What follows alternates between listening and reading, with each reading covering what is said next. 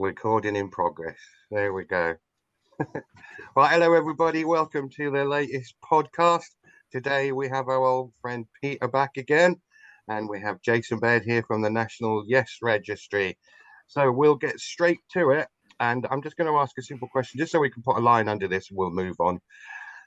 Okay, so well, someone asked me a question, and I thought it's a good way to get started. So a question for both of you, okay? And then we can get chatting.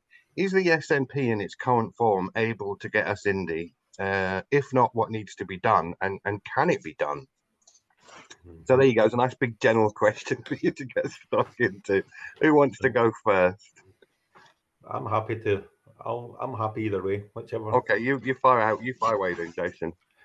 Okay, well, I'm going to come at this. I've never been in the SNP, and I've never really been a party person, so I can't really say it was because I spotted all this and none of that. It's simply that I'm suspicious of parties and what they do to me as a person. You know, when you join something, especially like a political party, it's like joining the army or something a wee bit. You give up a wee bit of your own autonomous thinking because you've got a leader, and so you have to start justifying things, and you start doing that to yourself. So I think that's part of why I haven't got involved.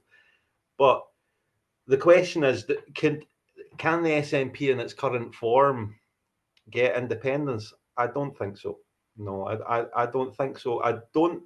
But in saying that, I don't think any political party currently in the current UK political system that we live in Scotland. Okay, we've got Scottish politics happening. We've got a Scottish Parliament. But it is all UK politics. It's not something. So if you create something to interact with UK politics, it's not going to destroy it. It's not going to remove it. It's not going to break it. It can't. So in a way, I'm letting the SNP off the hook there. But we kind of learned the lesson of this, you know, in 2014. I believed that we could get independence through this process. And that's where the SNP have shown us that this is the case. And I think if the SNP died and Alba took its place in the political spectrum, I think we would have a push for independence as soon as they got elected, and then after they're in power for 2 or 3 years, maybe even less now, because the Alba politicians were politicians in the SNP government, so they're attuned to the British setup, and so we would have a push for independence for the first couple of years, and then it would just revert back to where we are just now, which is government. You know, they are governing part of the UK system. They're government. And if you're going to have a party to gain independence, you have to create the party for that purpose. You know, the political parties that are around just now the purpose of them is to govern in the UK. I don't think there is any party at the moment that you could get as independence. That's why I'm totally grassroots. And I have no... Until we build a grassroots big enough to create a hinterland for a party to come out, a party to gain independence, not a party to rule, but a party to gain independence, will come out of that. But at the moment, I don't see any ways. I mean, I know that Peter has set up a party, but my issue is really that we've set up parties before. What we need is the hinterland from which those parties can come out of and be, representative of. So that would be my answer. Okay, Jason, thanks for that. Just before I go any further, we will get onto that. I just said I was going to answer this guy's question as to can we all, or can you guys both establish, or will you agree that the SNP in its current form is not able to do it, and then we can get on with talking about the various ways. I mean, the point I would make there is that I don't think it's just the SNP that can't do it. So I don't want to come across like I'm saying, I think it's much more of a structural problem with any party that goes into that position of government that's been created by the UK to do this task of governing. It's not possible to do the two at the same time. Yeah, I think I get that. Thank you. No worries, man. Jason, you just passed the interview as a spokesperson for New Scotland Party, because you pretty much described exactly why New Scotland Party has been set up. Because I realised with what's happened to the SNP, and it's already happened or happening to Alpha. The British system, the British political system, the British state, the British establishment, it has two ways of dealing with threats. The first is to crush that threat, and the second is to absorb it. And I'm not going to repeat it because Jason has just stated the thing quite perfectly. If you go into the British political system and you try to work within the British political system, you have to become a British political party. And that is pretty much what's happened to the SNP. And a lot of the tension there is because it doesn't want to be a British party. Even the leadership don't want it to be a British party, but they can't be anything else because they're within the British system. And Jason's also correct when he says that there is no existing party that can do that, because once you're in the British system and you're operating in there, it's really impossible to opt out of it. You can't come out of it. You can't change the party then. I don't think anyway it's possible. I can't think of any way that it's possible. Yeah, it would need something so dramatic that actually only happens in Hollywood movies. A new leader comes along and absolutely changes everything about the party. And you know, that is for the movies. It's not for real life. So that was why I realised we had to go back to essentials and start a party that is purely concerned with the constitutional issue.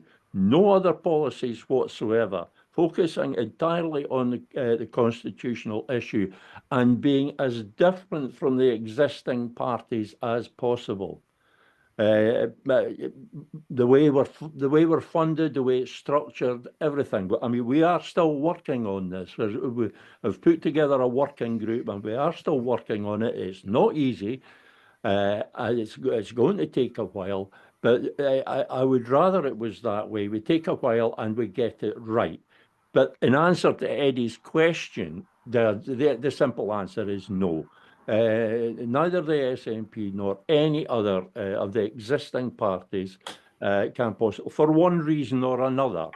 But the basic reason is that if they get into a position, it's exactly as happened with the SNP. If they get into a position where they're functioning within the British system, they can then no longer function as a national party. They've been absorbed, and so it's not going to happen that way. Exactly how it's going to happen, I'm not sure. I do not envisage New Scotland Party or some other party along the same lines. It would have to be something very much like that. I don't envisage New Scotland Party suddenly coming on the scene the end of November and then sweeping the boards in the 2026 Scottish Parliament election. And then moving on from there, putting into effect the manifesto for independence and Scottish UDI. I don't see that happen. We're back to Netflix movies again. What I'm hoping New Scotland Party can do is be a model for the way a national party, a real national party, should be. A real independence party, so that people will look at that, and then they'll look at whatever party it is that they're in or whatever party it is that they're supporting, and they will see the difference. They will see what's wrong. Because at the moment, I think a lot of people are actually blind to what is going on. They're blind to what is wrong with the parties. Well, The answer is no. That's yeah. that's the short answer. I mean, I think this is I mean, we agree on. I think we can. Well, I'm sure we'll disagree shortly, but on this, I hope so. This is going to get really boring. This, I think we can really agree on. But it may be the thing that we disagree on is that you do see the fact that you're setting up a party shows that your worldview is through party and party politics. Well, as there's nothing else, Jason. Yeah, well, for else. me there is. For me, no, there is. No, no, there isn't. There isn't. Well, let's say there isn't at this moment in time. I'm sorry, but there's no point in going on with this. There has to be a political party. Oh, yes, political parties themselves are not these horrible, evil things. They become what they become because the membership let them become that. Yeah. If the membership keep control, and that's one of the things that we're trying to do in New Scotland Party, but there has to be a political party involved, because in the democratic process, the people don't have power. The notion of people power is a nonsense. What the people have is strength, but they do not have effective power. They cannot make change.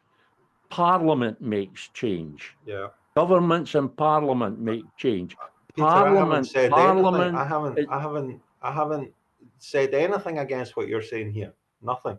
All I'm saying at the moment is that at the moment, and we agreed this just there is no political party in Scotland at this moment. Even you can set up a party, but that party will not have the power to do anything.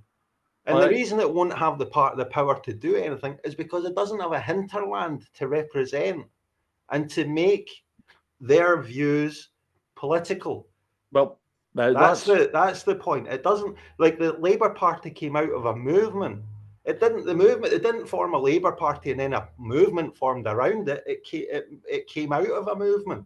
It represented something that had already been going for the last 100 years in different forms.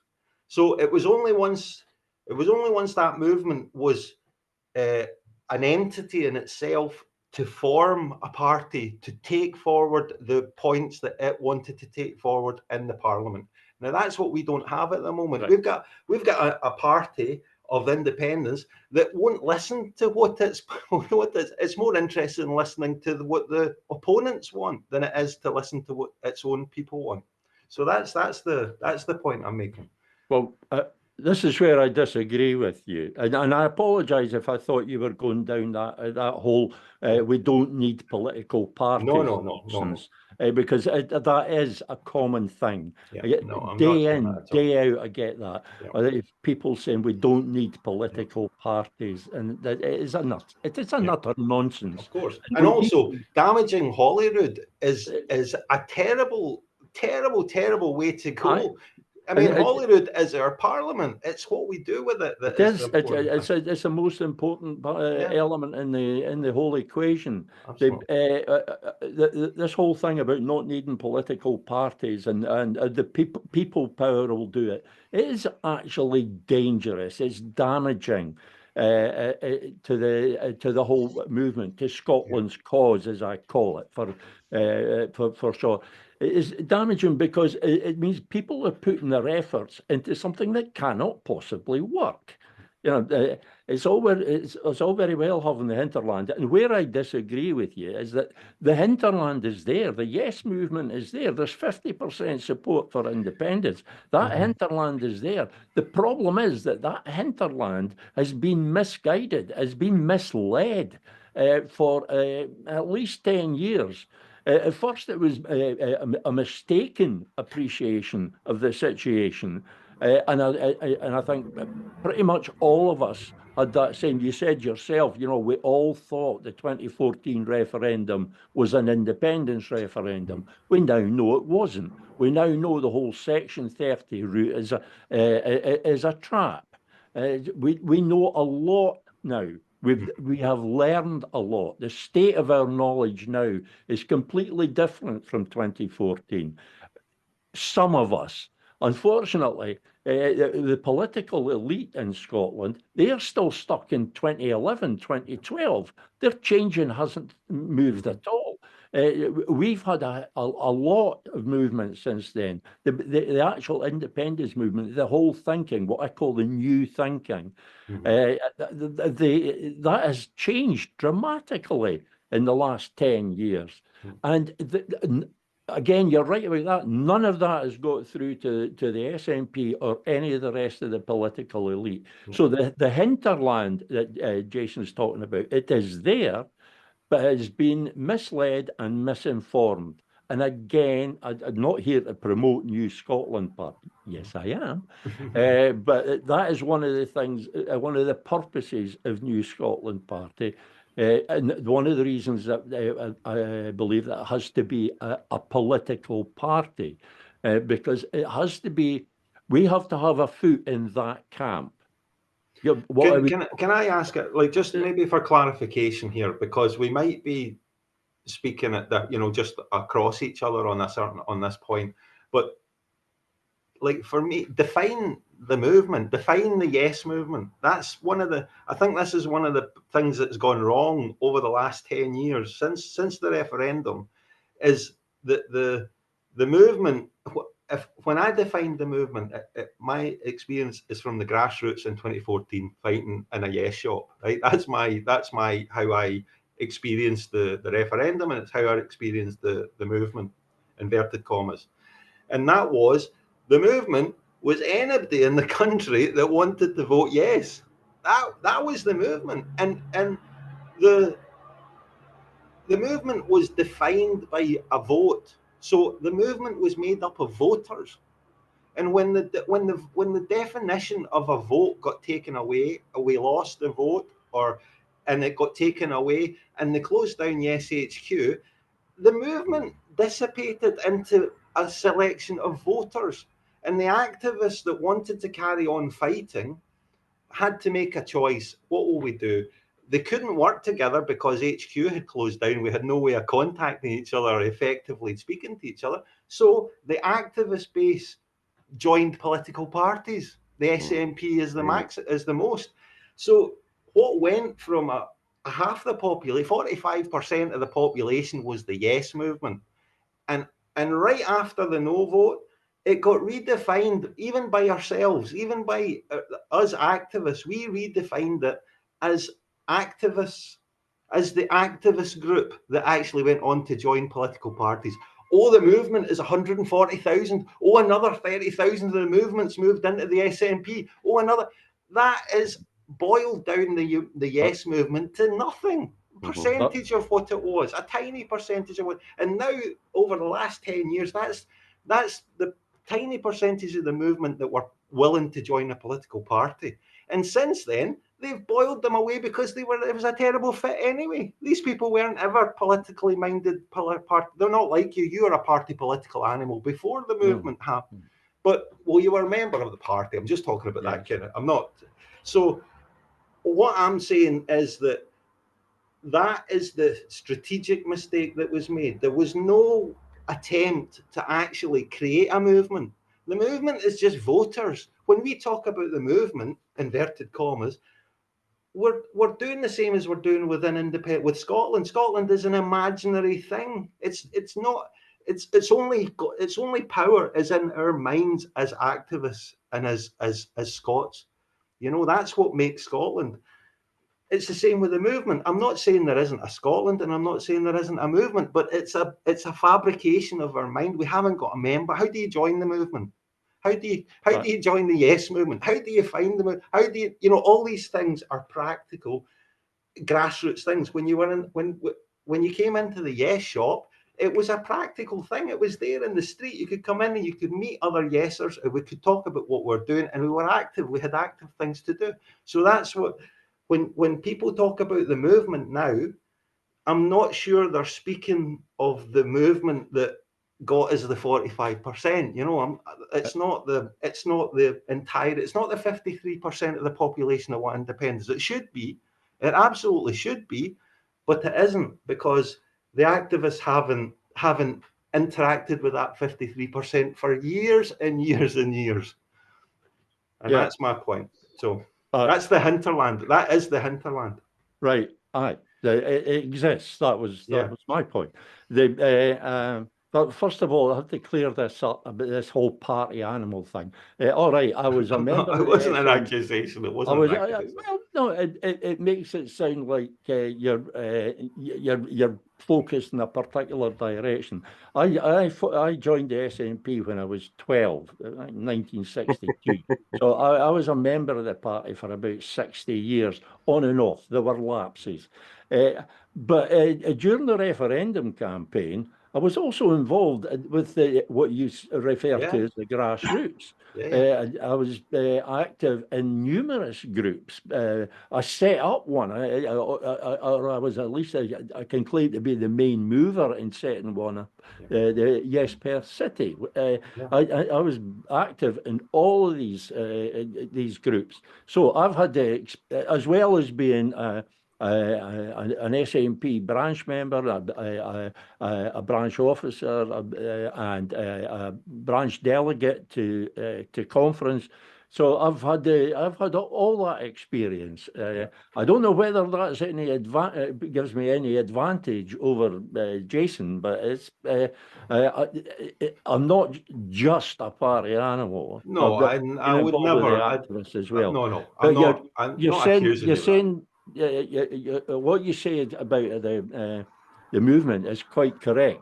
It was after the Israel, and unfortunately, we get back to Nicola Sturgeon again here, because what happened after the no vote was that there was a huge surge of support for the Yes movement, and that went into the SNP, which in itself was not a bad thing. But what happened then was that the SNP as a party, and I know from years of experience, the SNP is they're control freaks. All political parties are. All political parties want to control everything. But the SNP was particularly bad for that. And Nicola Sturgeon was 10 times worse than any of them. She wanted to control everything. So it was largely through her efforts and that circle around her that she came to the whole movement, as Jason said, was absorbed by the SNP, and it became the SNP. That was Nicola Sturgeon's. What she couldn't absorb into the SNP, what they couldn't control, they sought to destroy. Basically, they would just cut it out and leave it out. There was. If it wasn't controlled by the SNP, or at least very friendly towards the SNP, then it wasn't part of the movement. It became exclusive, which it had never been before. And the people went along with it. That's what I mean when I say that they're misinformed, because they need to be informed that that is not the way to do it. There's nothing wrong with being a member of the party or any party, nothing wrong with being a member of the SNP. But if you're a member of a political party, you have a responsibility to make sure that party functions the way it's supposed to. And what happens in the British system is that the membership, slowly or quickly, gets cut out of the whole process.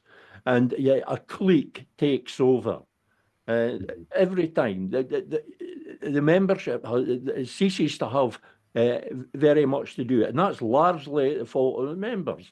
I've been a member. It's kind of a function of leadership as well, though. You go to branch meetings and you go out on street activities. There's at most about 10% of the membership are active, but the rest are cut out. There's that connection gets lost. And when there's a clique, that clique has its own interests, and it's easy for the British establishment to deal with that clique because they want things and they can get things. It's easy. So they become a British party, and that's it. And that's what's happened to the SNP.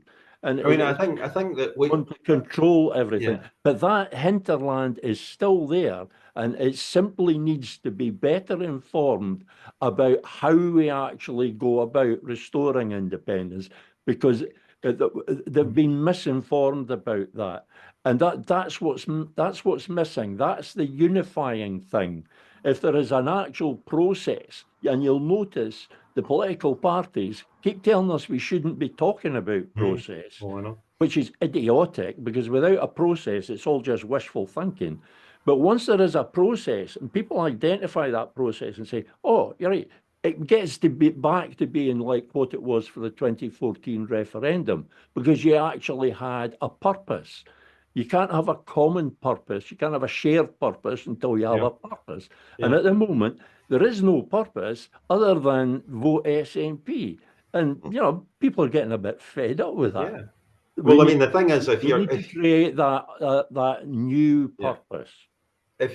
If you're I mean, the mistake that happened in 2014 is that the public were the yes voting population was let me say, it didn't unify behind it, but it was advertised as having been unified behind a party, and that was achieved in exactly the way you're saying that parties do it. The inactive can go fuck themselves, basically, but the active, well, we can have them in there, we can influence them, and then we can speak for the inactive, no matter what the inactive think, because we don't ever ask them anyway. So that's what they did with the movement. They took the activists, they got them to join, they counted the movement as the activists and forgot about the hinterland of basically voters. The voters are the SNPs. They're not the yes movements. They're the SNPs. They're voting for parties.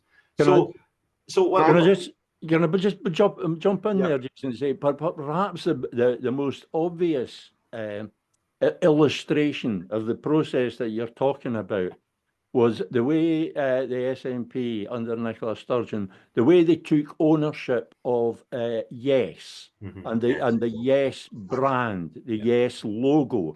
They took that logo and they bastardized it, that multicolored monstrosity, and they made it their own. And you remember in 2020 when Nicola Sturgeon issued that cease and desist order, the email saying that all activity, all campaigning in the independence campaign was going to stop because of COVID. And that email, it was interesting because it carried both the SNP logo and the Yes logo. It's like she was telling the whole movement, not just party membership, but the whole movement. And you look at that letter and say, but she has taken ownership of the whole bloody Yes movement. She absolutely bloody did do that, Pete. You're right. She tried to. She tried to. All this is very successful at that. Yes, but that's right, because the movement is inactive. It's the inactive. That's the movement. Our Yes movement is an inactive movement. That's the nature of it. To pretend that it's anything other is silly. That's not as Can I just stop you there for one moment? Jason is saying that there's no activity. No, I'm not saying that. There is activity. No, I'm talking about the nature, the basic nature of the Yes movement, as I define it. 53% of the population are not like us. They're not mad. They're not engaged. No, they're normal voters. That's what they are. And normal voters don't get engaged in this stuff until there's a vote. And normal political memberships don't even engage in anything. Let me stop you there. Let me stop you both there, right? Let me make an observation, right? And get it back to what you were saying before earlier. This is important. I totally agree with you. Back in that day when we was talking about the mass exodus to the SNP, and I think I get what you're saying there, Jason, is it's normal for people to defer. Most people don't want to get involved into that political realm. A lot of people wanted independence. And after the no vote, of course, like they all went to the SNP because you could mostly defer then. Yeah. So is there a problem here? Are we essentially talking about here is that when we had that grassroots movement, Jason and Peter, and of course, then it was, co-opted by the SNP, like you said, it was taken over. People moved over, to the political party. So it dissipated, it got negated and stuff. Was the real problem there that the grassroots didn't empower themselves enough, that they had to move across to somewhere else and defer? And secondly, can we at present empower the grassroots enough to get that leverage on whatever party it is in order to progress the constitutional issue?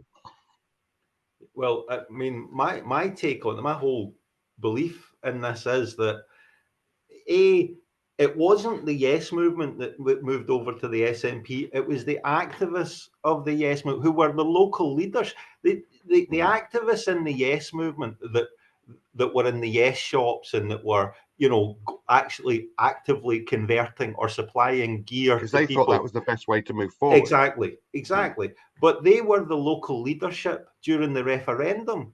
They were the leadership. And what happened is that they then, to look to carry on the fight after a no vote, they looked, the only options that were there after the closure of Yes HQ and the inability to speak to the other activists and come to a collective decision of what to do, because nobody knew what the hell to do after the no vote. They made the obvious decision to get involved in politics, to join a party and make it clear to everybody. We got the headlines, it worked a treat.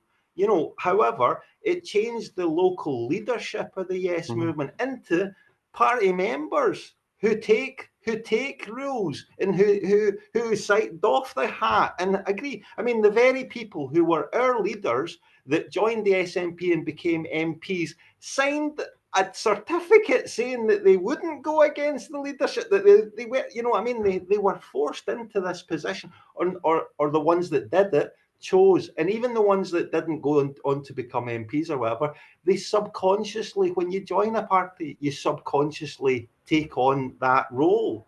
And what I'm saying is that the activist base that joined the parties were the leadership of the grassroots. And we need those people to take up that role again, to become the leadership of a grassroots that is 90% inactive until they come to vote. To represent that 53% who are completely ignored by party politics. These guys want independence and they want it now. We are already a majority in this country, and it's a democratic deficit. It's an outrage that we don't have any political party that was willing to listen to us. So the point about this is that the movement, as we know it, as I define it, which is the 53% who want independence, have no leadership. And I'm putting forward that we collect that 53%, and that gives organisations like the New Scotland Party and SIC and we've got loads of leadership proposals here. I'm not going to make a judgment on which one's right and which one's wrong. That's not what I'm doing. I'm just saying that they haven't got anything to lead.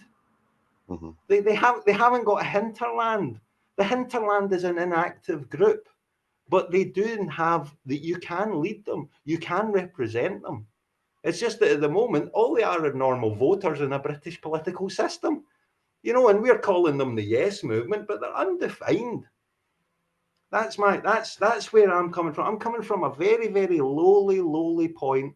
We'll go back 10 years and you find when was the Yes movement the Yes movement? And it was when we had a vote. But how do you create that Yes movement when we don't have a vote in sight? It kept alive for a certain amount of time by saying, oh, the Indie Ref is over the horizon. It's just over the horizon. It's just over the horizon. And that was enough to keep us together as an entity, because people thought, right, we've got a vote coming, and that's what makes the Yes movement. But when you take that vote away, the Yes movement dissipates, and the only people that are left are the loud voices and the egos that you end up with massive infight and fighting over, bald men fighting over a comb, because there's nothing coming. I don't see a way to get independence at the moment. All I'm interested in the moment is finding a way of keeping that 53% together to develop a way out, because it's going to come from the majority view of Scotland. It's not going to come from a political party leader, and that's my take on it. You know, I know there's lots and lots of different ways to being proposed of how we get independence, and I'm not in this to judge those. I'm in it to have a group, you know, that have that 53% judge it, you know, and the things that they want to come out and the things that they support is the way that we'll do it. Because as soon as that 53% want it, it'll happen. It's just going. That's the way it is, you know. Without that 53%, it can be dismissed as you know, a party political minority interest, and it's not. So that's my view on it. I'm sorry. You asked that a specific question, Eddie, and it's got, what was it? Well, it's just that, I mean, we had that exodus across to the SNP, and Jason quite rightfully said, you know, a lot of the activists went across to the SNP.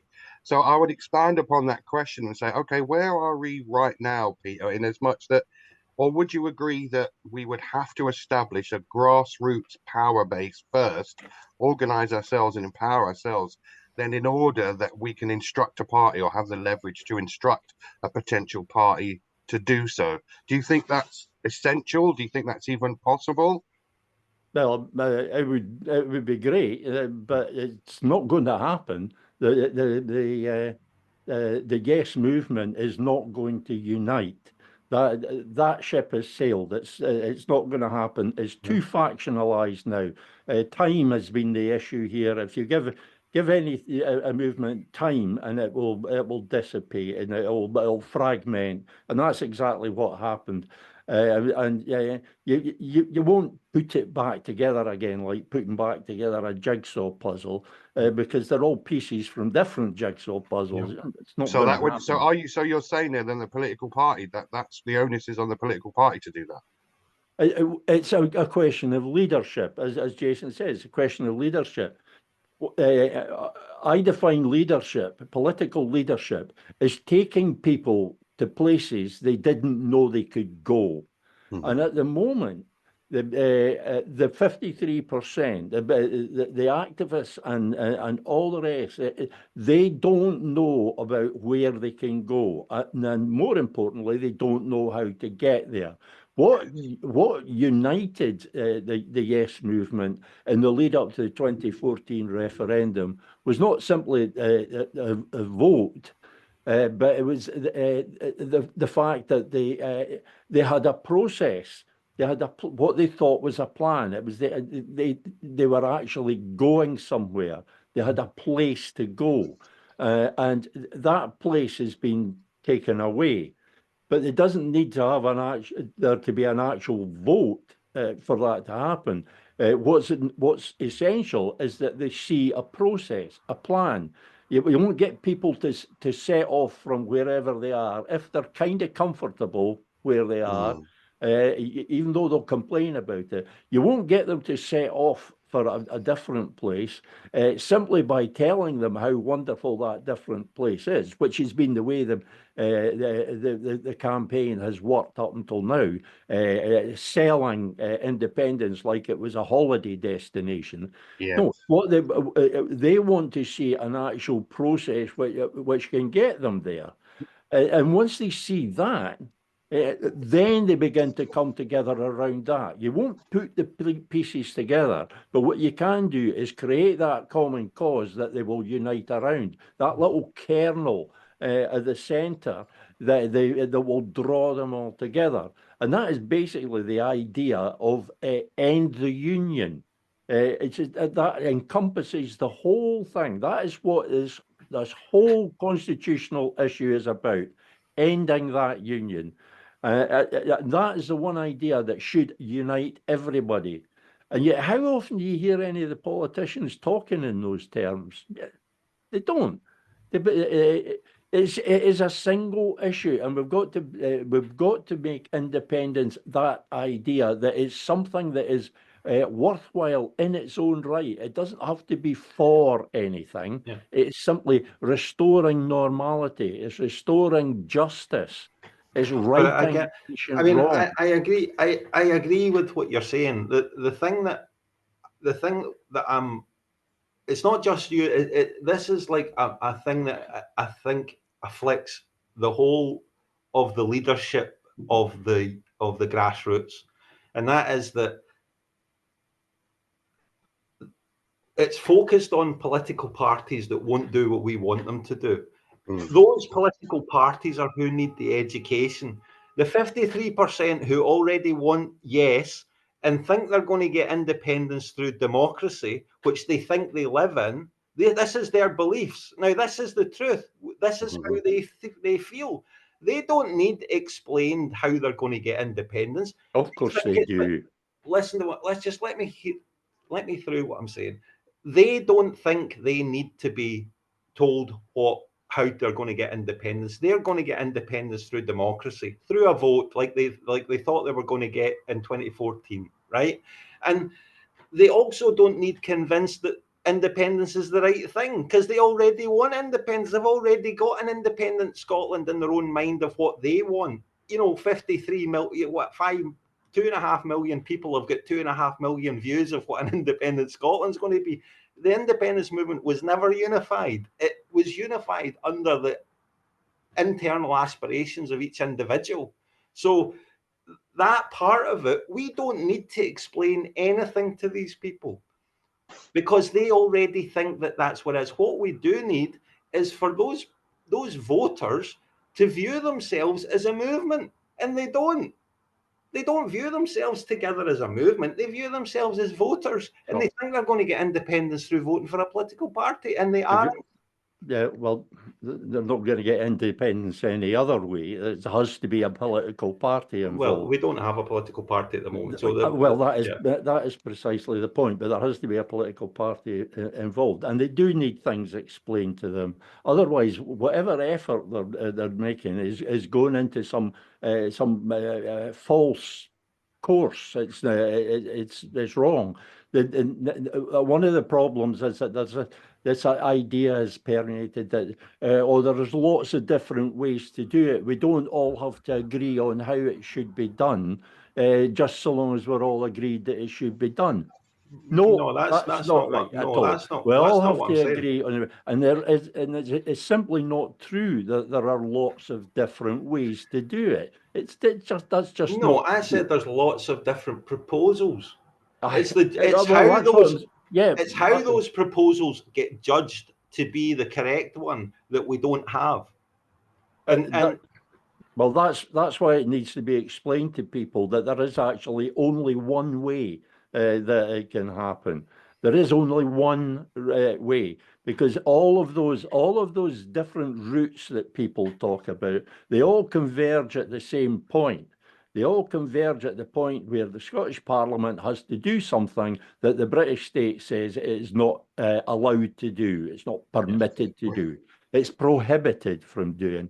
And all of them come to that point. And that's the point at which it becomes one single route. So all of the rest of it is all leading up to that one point. You explain that to people. You explain to people that it's not going to happen the way the politicians have been telling them it's going to happen. It will happen through democracy, but not British democracy. The course that we have to sail, the space that we have to move in, is the space outside British law, but within international law. And when you explain that to people, and when they see that, when they get it, you've immediately got them re-enthused, because now they know there is a way to do it. I think you're talking about the activist base. I don't think you're talking about the. Well, if you don't get the activists first, then you're not going to get anybody else, because you need the activists to go out and take the message. Unfortunately, I would say most of the activists are going out and there and telling people all sorts of stuff about, oh yeah, if we do this, we'll get independence. If we do that, we'll get independence. And they're all wrong. They're partly right because some of that might need to be done actually, but it's not a route to independence. There is just that one route to independence. If we don't address that point at which all those different routes come together, if we don't address that one single point, the point about legislative competence, then you don't have a route to independence. The politicians won't even talk about that point. They won't even talk about process. They want to talk about all these great visions of Scotland. People don't, as you said, people don't need it explained to them that it will be better. They've already decided that. What they need to know now is how they're going to get there. And they have been deceived about that up until now. I was deceived about it. It's taken me 10 years to get anywhere near the right idea of how to go about restoring Scotland's independence. But I'm there now. I'm there. Yeah, I'm pretty much there now. I think I'm just talking about if I'm really concentrating on the 53%, right? On the old yes movement. And even during the referendum when it was on fire, and where it was the main topic of conversation around the country, and it was in pubs and it was in everything, it was still the lightest touch that was needed to speak to the normal voter, right? The normal person who was the yeser, and you could put them off by over egging and over talking about the detail that we all love. All the activists love this stuff. You know, we can really. I'll give you an example. When I was in the Yes shop, a couple of old women came into the Yes shop. We had two guys in the Yes shop who we used to call them the ponytails. They used to go around the country to all the other Yes shops, find out what was going on, you know, get gear for us, come back. They were just mad on the independence campaign, and they used to come to Largs all the time because it's beautiful, and you know, we got on really well. So they were sitting in the corner there, and these two old women came into the shop, and one of them says, "I'm really worried about pensions," you know. And so I sat her down, gave her a cup of tea, and gave her the full Monty with the pensions and the this and the that and the whole thing. And she left like, you know, bombarded, and she left. I didn't do my job. And the two guys with the ponytails told us, all she needed for you to do was give her a cup of tea and say, pensions are going to be fine, Scotland's a rich country, you know, and that's it. She just needed reassurance. She already wanted it. And that's what it was. And my activist thing, when I'm constantly arguing with people and ruined it, you know, and this is the position that we're in at the moment, I think, is that the conversations that are there that should be are most important. Don't get me wrong. All the things you're talking about are really important, that those conversations are had amongst the activist space. But it's an activist conversation. It's not the conversation that's going to entice new people into the movement. It's not a conversation that's going to get us independence. Yeah. Independence is going to be gotten by engaging the 53% with a way forward. I'm with you. I'm totally against talking about detail, detail of pensions or welfare or anything else. Those are policy issues. This is a constitutional issue.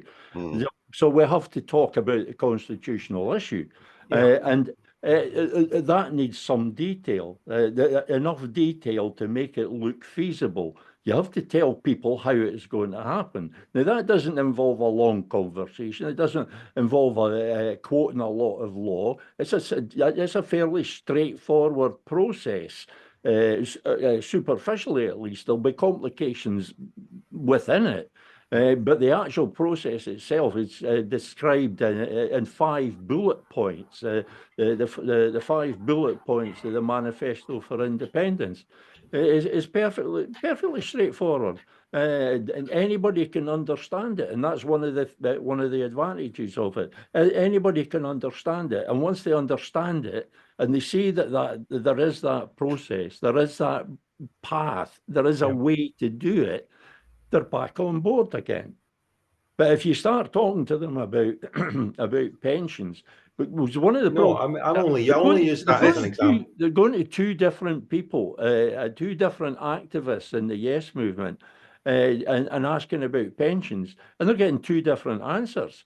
And if they go to 2 dozen different activists and ask them, they'll get 2 dozen different questions. And that is part of the problem. As soon as you start talking policy, the waters are not just muddied, the waters become mud, just pure thick mud. You can't get through it. We should never have been talking about policy issues in the first place. 2014 wasn't an election.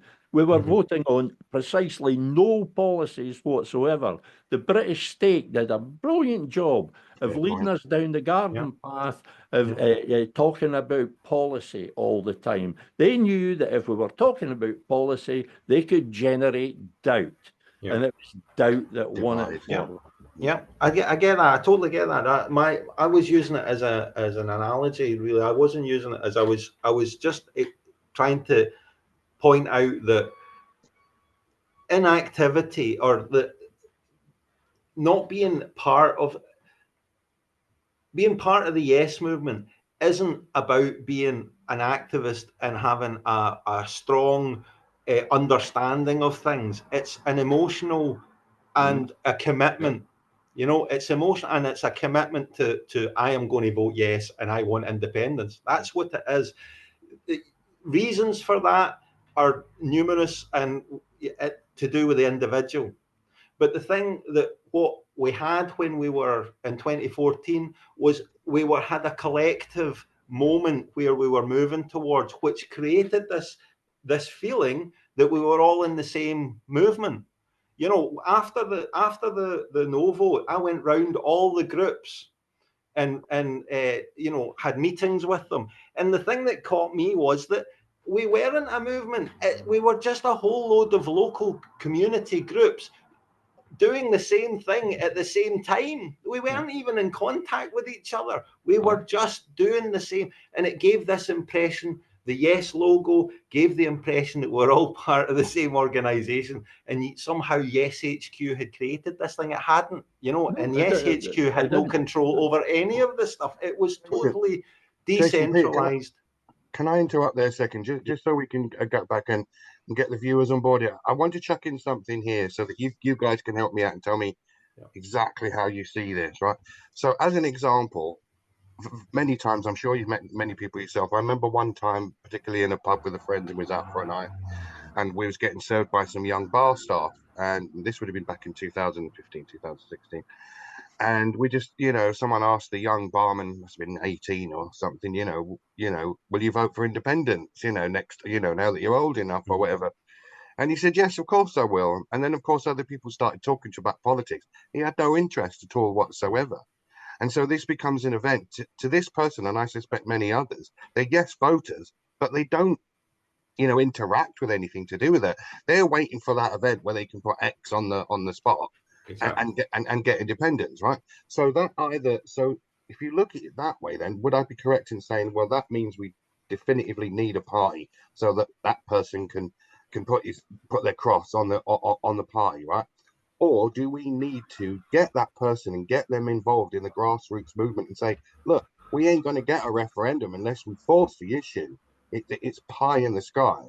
Yeah. Well, I mean, that's that. I think that you put your finger on it there, is that I think we will need a political party, but that's further down the line. At the moment, I'm talking about trying to have that person that you've met there that wants independence, that wants nothing to do with party politics. My God, in 2014, we found 1 million people that are totally disengaged with politics at all. 1 million. And that's their yes vote.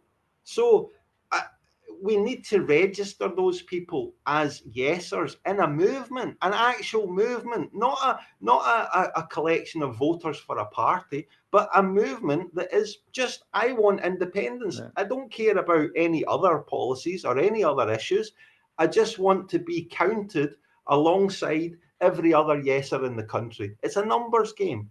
And from that percent, that you get 53%, you get 1% of them involved in activism. That is more people, you know, that is an awful lot of people who are active and who are part of that base that, you know, are not connected to party politics. So they don't have experience of party politics. They have different outlooks, and they actually believe in democracy. You know, they think that they live in a democracy, and it's only when they start to get involved in the thing that they find out that they don't, and it's an outrage. And that's what drove the yes movement. You know, it was naivety that drove the yes movement, and the 53% out there are still naive, and it is still a massive weapon. Naivety is a huge weapon because you don't know what you can achieve. And that was the power of the yes movement. And that naivety does not exist anymore in the grassroots leadership. We are all cynical and you know, we're split, we're cynical, we're political, the political bug has hit us, you know, the party political outlook So, has hit us. so is the indie app in your count, Jason, the idea of the count, is that trying to is that trying to pull it together? Because if you have all this disparate people and people not getting involved and blah, blah, different organizations are pushing up against each other, are you saying then if we can get a count that is there and real and growing, then even though they might not all be working together, which I think is a good thing to have all that autonomy and working, but are you saying that if we have that count and we can grow, then we can become stronger? Yeah, just together. It's just that it's knowing you can. It's easier to move a great deal of people. You know, there's a lot more. It's the way churches work. It's basically just collectivity makes you stronger. It makes you feel stronger. It makes you feel. I mean, that's why the union gaslights us that we're a minority. We're already the majority, but we've got leadership. We've got political parties telling us to go out and convert the soft nose. We're already a majority. And that's the mindset that we need to have. And a count like this shows that. And it shows that we're being ignored. And it shows that there's a democratic deficit. And that is the issue in Scotland, is the democratic deficit. It doesn't matter how many people in Scotland want independence. There's no democratic route to get it. And that's the issue that needs to be addressed. And it can only be addressed by exposing that continually.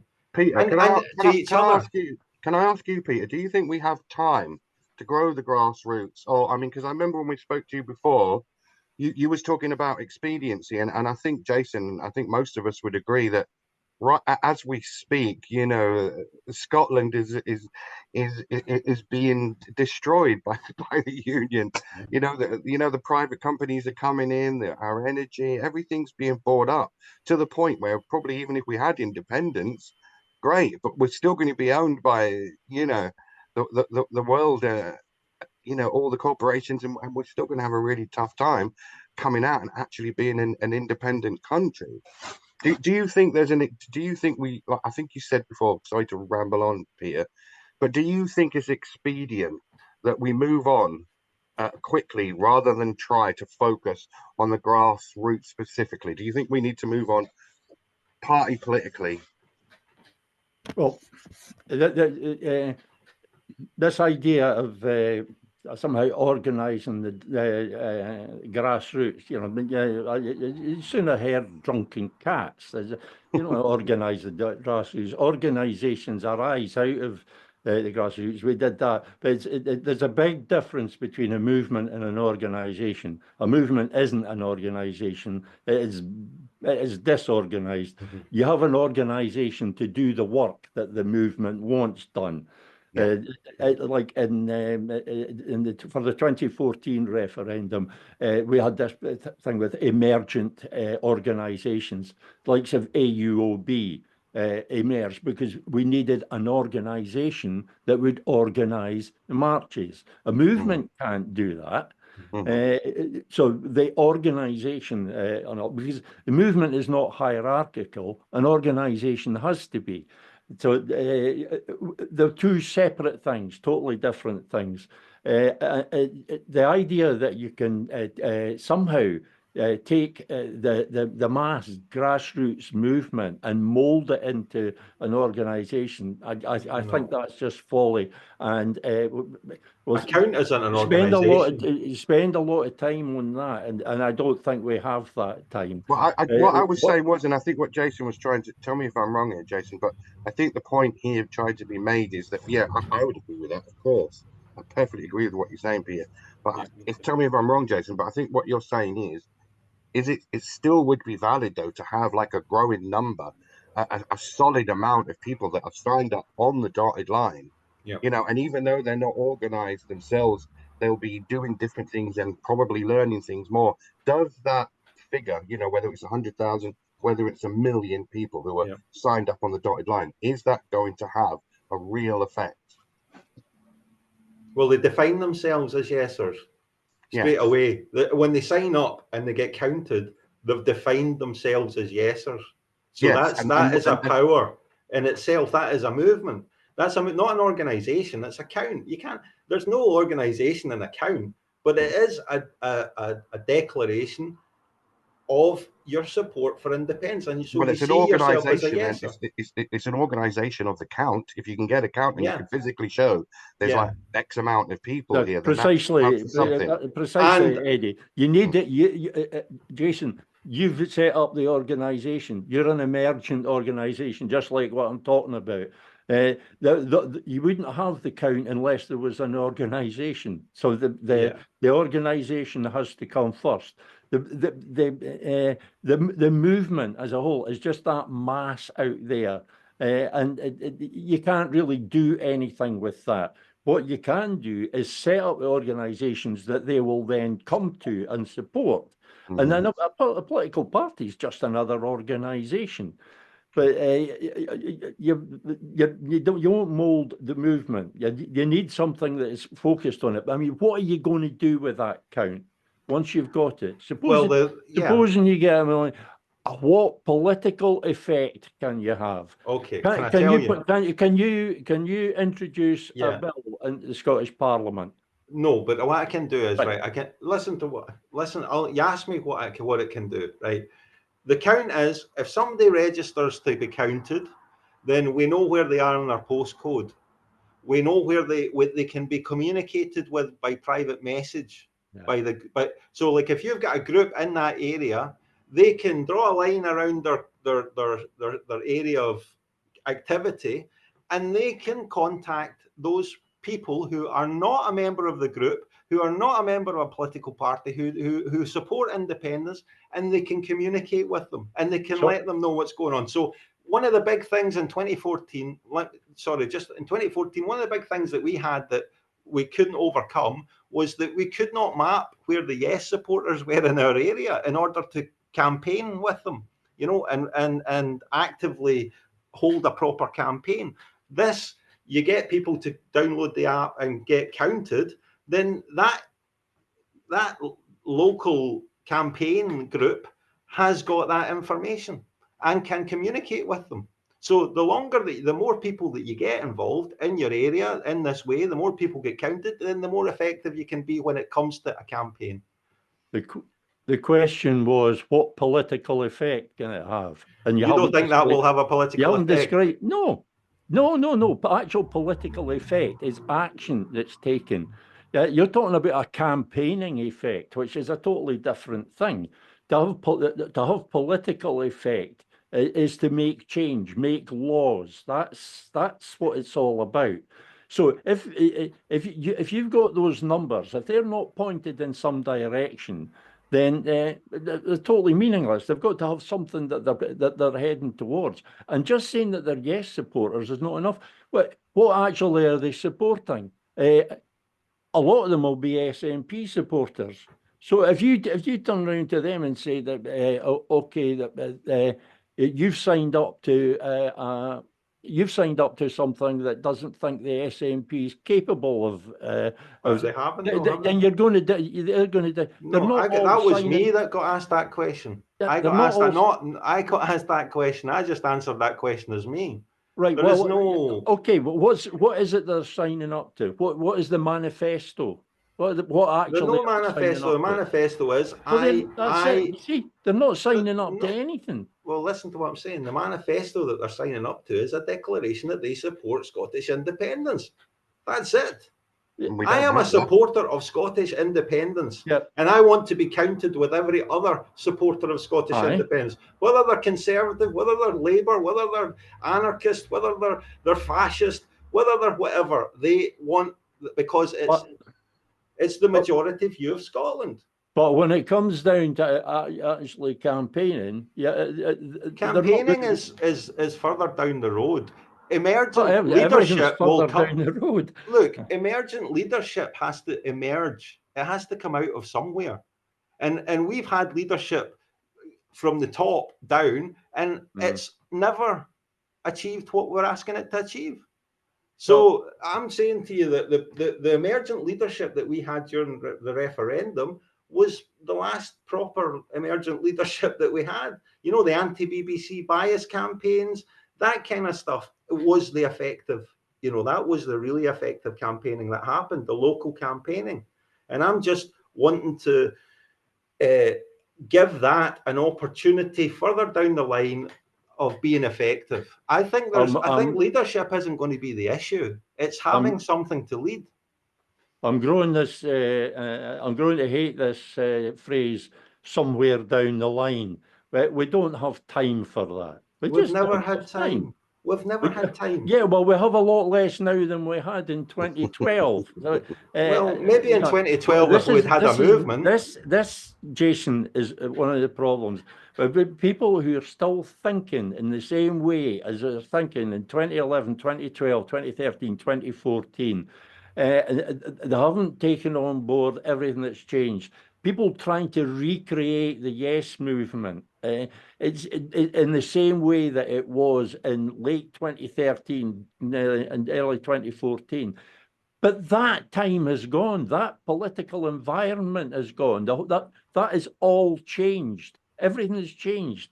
So either you're not going to be able to recreate it, or you'll recreate it, and it won't have any effect. They're not recreating anything. Can I just point out? I'd like to point out something that's quite concrete here. When we had the movement back in the day, and even though we didn't have the Indie app and we wasn't all connected up and stuff, there was a lot of people working together. Okay, now if, say for instance, we did get like the Indie app, like I said, say for instance you had 100,000 people sign up for it, whatever, and even if one out of 10 people actually became some kind of an activist, right?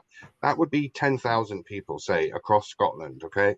Now, if you are I would guess that if you are acting together, then what you can do is you can get out on the streets. You can get out and try and sell independence and stuff, and it can be there. It can be there more of the time. What I'm saying, marches and stuff. If people are organized, can we not at least try to get is it not worth trying to empower that so that we can get more conversations going, because we don't seem to have a lot of conversation about this. I'm not against what Jason's doing. There's lots of organizations are doing stuff, and simply saying that in itself, each of these things is not enough. It's not going to be politically effective in itself. That's not saying that they're not of some value. What Jason's doing is definitely of value. It's going to be of great value, but it's not going to have political effect. It's not actually going to do anything. Would you say it's part of the equation, though, Peter? Is it a part of the equation, or does it have nothing to do with it at all? It'll be useful for a campaign. That's all. But unless there's something to campaign for, what's the point?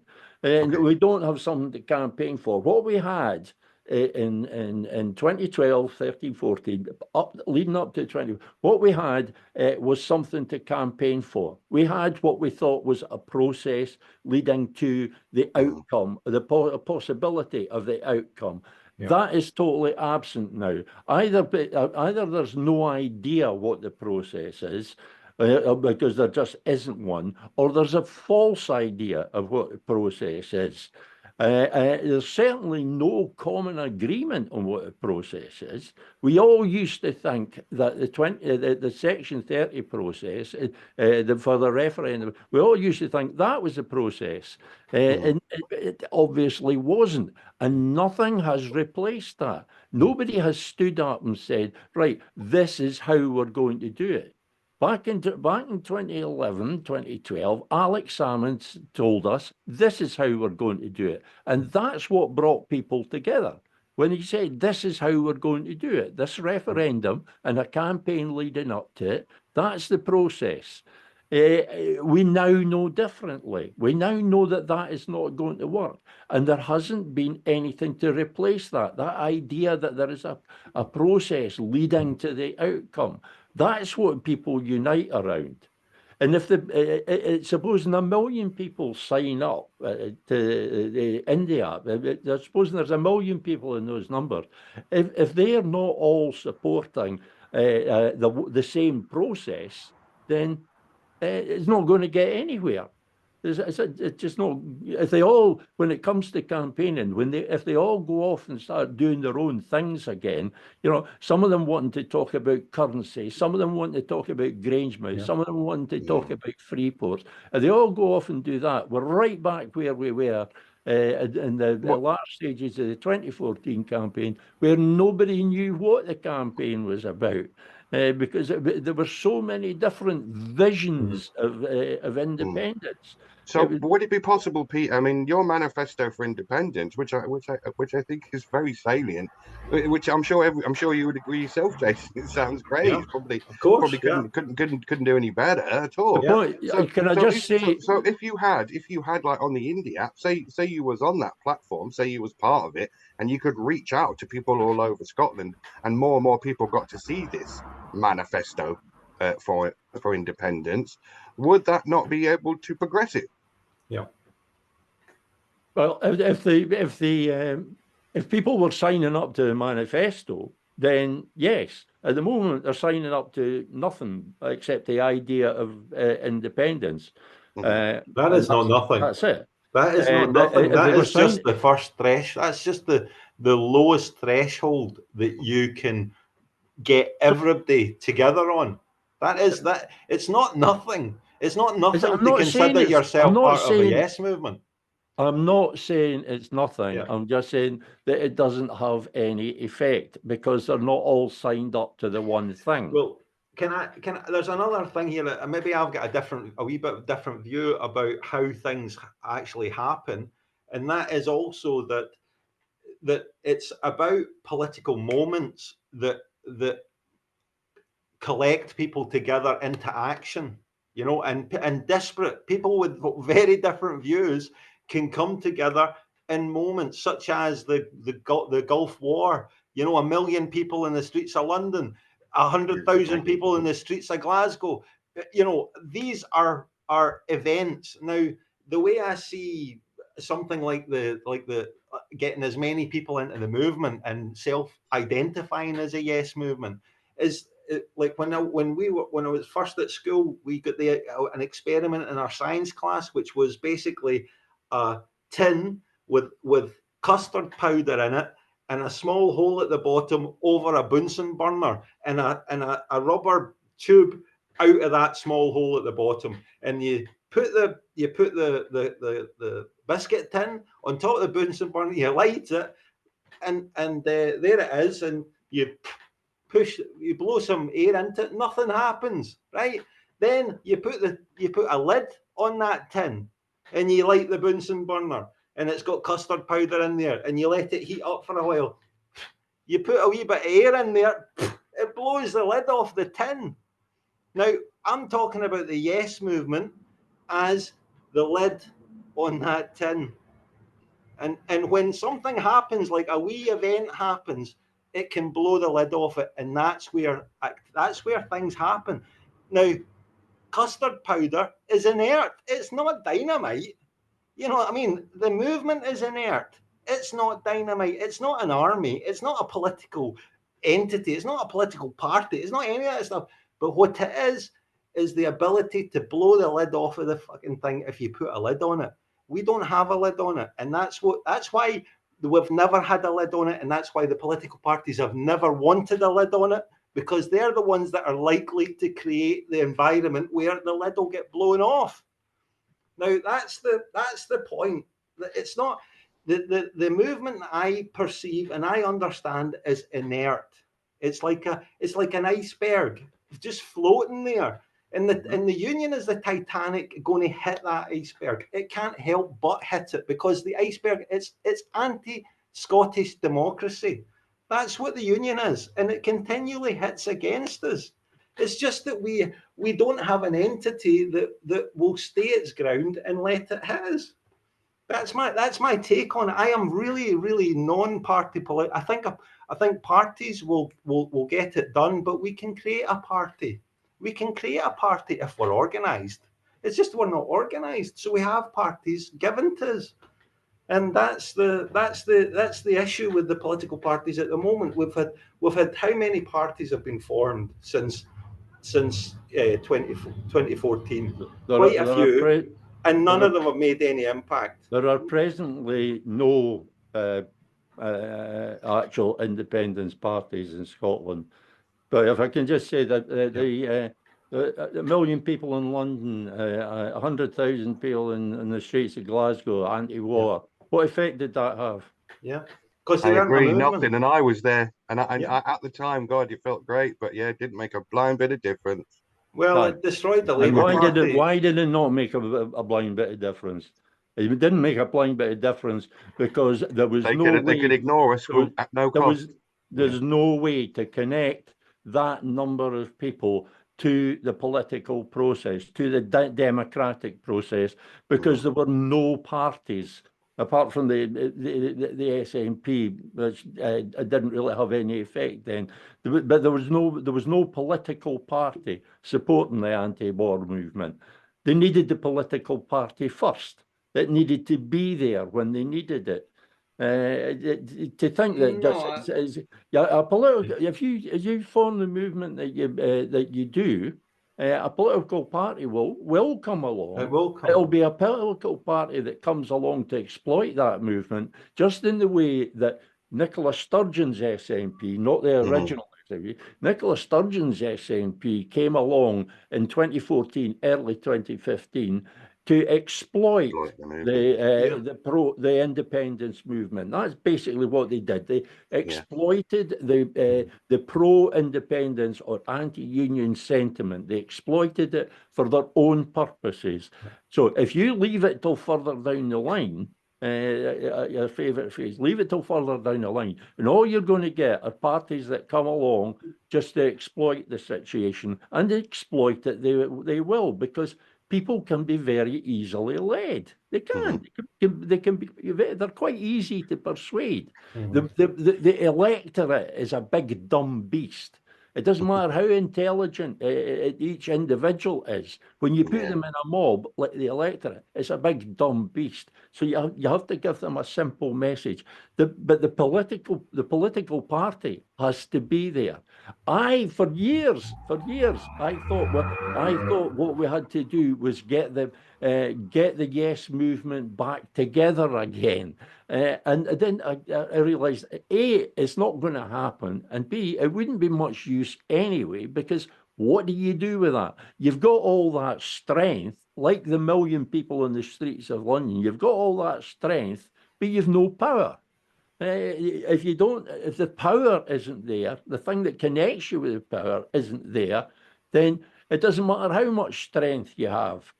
We see this all the time. That's British democracy. It doesn't matter what the people think. What the people think. If 70% of the people, 80% of the people vote against Labour, for example, as in the last UK election. I think it was 70%, nearly 70% of people voted against Labour across the UK. It didn't matter what those 70%, because that 70% has strength. If it combines, it has strength, but it has no political power. Peter, can I ask you, Peter? I agree with you. Yeah, in general, I would have to say that the electorate is a dumb beast, even though it'll, has intelligent pieces within it. But can I ask a simple question? Does that necessarily follow then that it's always going to be that way? I mean, for instance, just hypothetically, the million people that marched down in Iraq, right? Imagine if we had this social media and all of these people were in contact together, right? And they didn't just have to go on one march and say that they could even organize to do something radical, like maybe, I don't know, investments or something, or boycott something, or just do something in general and keep up that pressure. Does that make that dumb beast a little bit more cognitive or a little bit more intelligent? If you have a movement, and that movement has a clear aim, and you then set up an organisation which will combine. It's all down to combination. Alexis de Tocqueville said that is the ultimate of all knowledge. That's the knowledge that supports democracy. Yeah. Without it, democracy can't exist. It's the knowledge of how to combine, and that is what we've lost. That's but if the organisation comes along in order to combine the people and take their strength, but that then has to be connected with the political process. So yes, having the movement is great, but you then need the organisation to do something, actually do something. And you then need the political party in order to connect that strength and translate that strength into political power. You need all the pieces in place, all of them. And can I say that I agree completely with that. The thing that I'm saying is that I think probably what I'm saying is that I am grassroots, right? And to the bone, I'm grassroots. And I see a lot of the leadership in grassroots at the moment wanting to be First Minister of Scotland and not that interested in doing the things that the grassroots can actually do. Yeah. Now, the thing that I'm talking about doing is something that we can actually do. I'm not saying it's the total answer to everyone, because I don't have the answer to everyone. Yeah. I'm saying that it is something that the grassroots can do, that the grassroots have been told not to do, and the political parties have done everything in their power to stop it from happening. And I'm saying that the grassroots can make this happen. And from that point, lots of other things can occur. And I have got faith that the movement can form organisations, can form party politics, can come up with ideas to move the thing forward. But it can't do it. It can't do it without actually put a time scale on it. Why? Why do I need to put a time scale on it? It's been 10 years since we had a referendum, and I've been told we're going to have another referendum every 2 years. Time scales are bullshit. They don't, unless if there's not a time scale, there's not a plan. You're just saying to people, we'll get independence sometime. No, we actually need it now. We needed it 10 years ago. We probably needed it 100 years ago. But exactly, just putting it off. That's... No, well, look, let me put it this way. Do you think that if you get a count going, right, and you have the yes, the 53%, let's just, it's impossible, but you get the 53% of people who want yes in a count, right, that are connected and can, do you think, and you do that before the next election that comes, whenever the election, do you not think that could have a ginormous effect on that election and the way that it's run and the way it's campaigned and the type of things that the political parties in that election are promising? You don't think that wouldn't have a massive effect? Of course it would. How is it going to have an effect? How is it going to have an effect? That's what I want to know. Maybe it can have an effect. Because these people are all voters. Yeah, but that's not telling me how it's going to have an effect. What does it actually do to have an effect? presumably you're thinking that, like, for example, because there's a million people signed up to India, you've got the numbers. Well, the count, Presumably, yeah. Not the India, but the count. Yep, presumably the count. Okay, Yeah. presumably you've got this huge number, and then there's the SNP Scottish government there.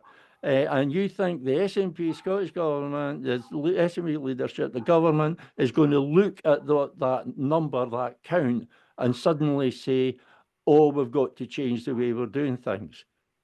Not in my experience. That's not the way it works. Well, I don't think that question of how they get things changed. That's an important question. Just saying that they will change things, that doesn't satisfy me.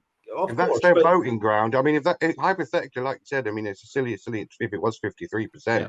But one thing they could do is, if they was organised enough, they could say, well, we're not voting for you. And like you said, who would they say they were voting for? No, but I mean, if you, like you said, if you have a party like you're advocating, Pete, quite rightly, that if you have a manifesto for independence and you have these 53% on a count, and they're able to communicate with each other, then surely they would be able to translate that and say, well, we ain't voting for a party unless we have a manifesto for independence. Wouldn't it then be better to have all those people just signing up for that political party, or at least signing up for that manifesto? No, I don't think so, because like you said yourself, the party's usually controlling, at least, you know, that's the orthodox way, at least through the disorganized, you know, autonomous way of the big group, of the big grassroots group.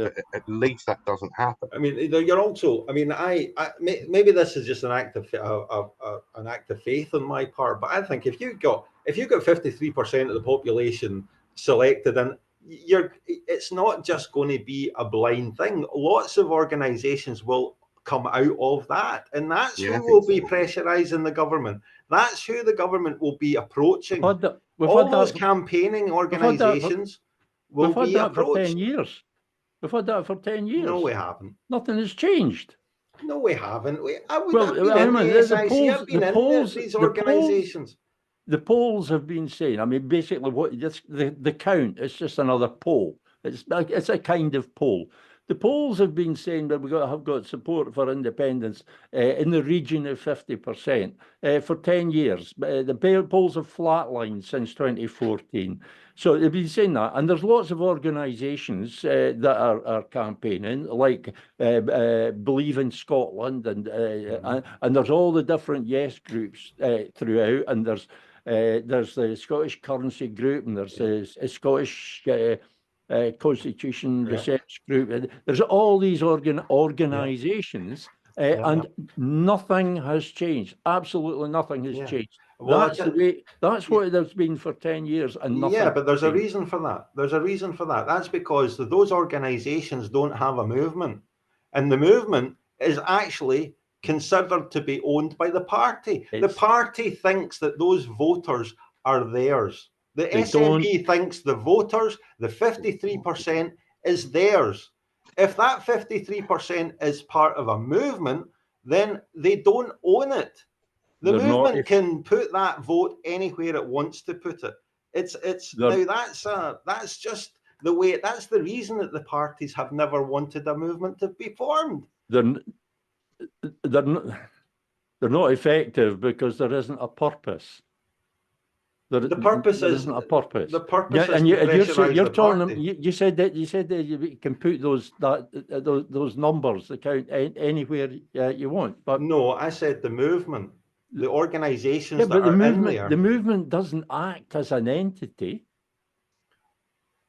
Well, the movement. There is no movement at the moment. That's the problem. Well, no, the movement's. I'd say it's definitely an entity, Peter. I would say what but it doesn't act as an entity. You don't get the yes movement doesn't act as one. No, it doesn't, and it never will. What the movement does is act through somebody. Typically, in the past, historically, it would be a leader. A leader would arise.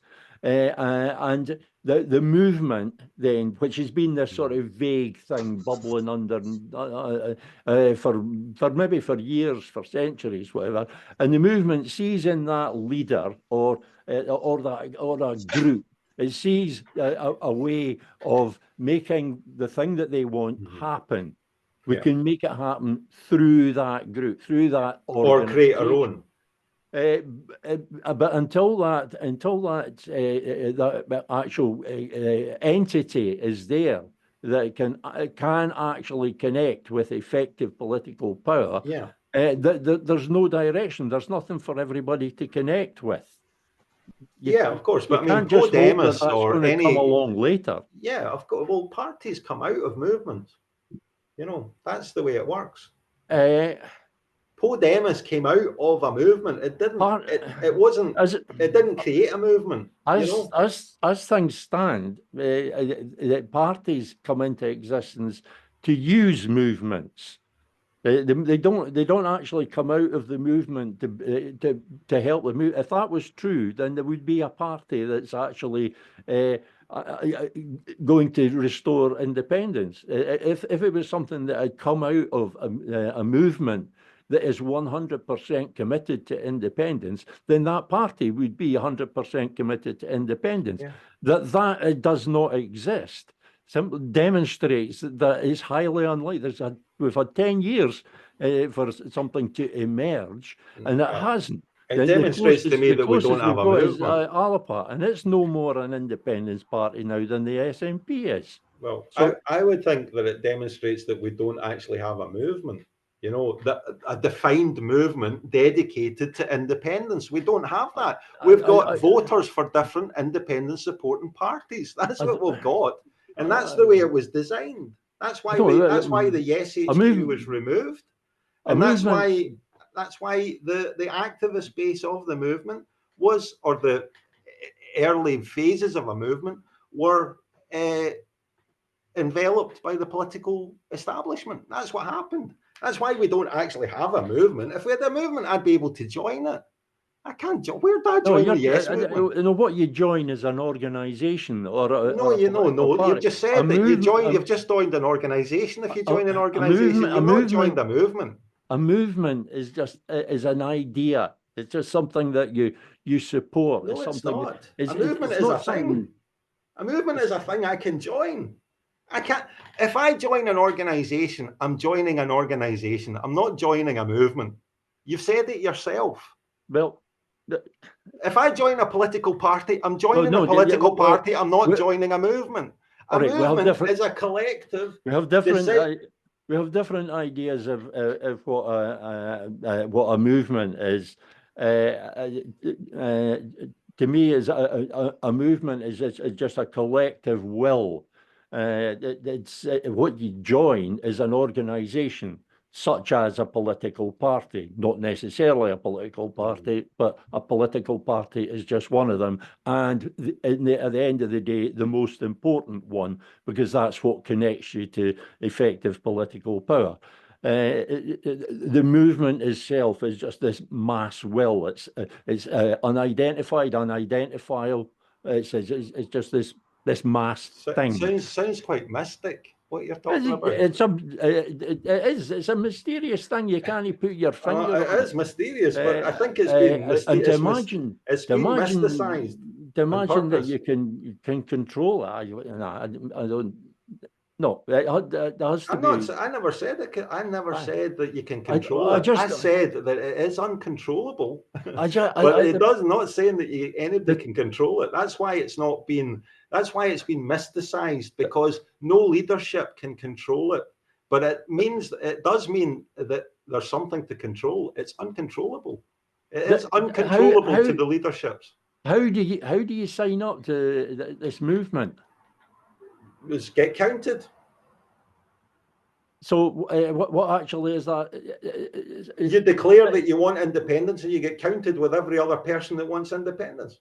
And that's the movement. But just a minute, how do you get counted? What you're actually signing up to is an organisation. No, it's an app. Well, what an app is? It's a count. It's just an organisation. It's a count. You can't sign up to the movement. The movement. See, if you sign a petition, are you signing up to an organisation? If you sign a petition, yes. See, million people that signed the petition. The petition itself is the organisation. Right. It's the thing that draws all the strength together in order to do work. It's a tool, like a lever. Yeah. To do the app is a tool. So yes, a tool to account. It's the same as the organisation, the same as a political party is a tool. The SNP was the lever, or we thought it was the lever that was going to pry us out of the union. It's a tool, and the count is a tool. A petition is a tool. When you sign up, you're signing up to that tool. You're applying your strength as the people to that tool. And that's why we thought if we took the strength back in 10, 15 years ago, we thought if we took the strength of the Yes movement, of the pro-independence movement, and applied that to the tool of the SNP, then we would get ourselves out of the union. It didn't quite work out that way, but that's the way it has to work. It has to be the strength applied to a tool, an organisation. And the only tool that can actually do the job is a political party. You can have other tools that will do other useful jobs, but at the end of the day, the only tool that can actually do the job of restoring Scotland's independence is a political party. That political party can't do without the movement, and it may be helped by all the various other tools. It may be hindered by a few, but it can be helped by a lot of the other two. But it has to be that political party. So it all ends up with a political party. Now, what I'm saying is that time is a factor. And just saying that in the fullness of time, a political party will emerge simply isn't good enough. We have to have an end in sight.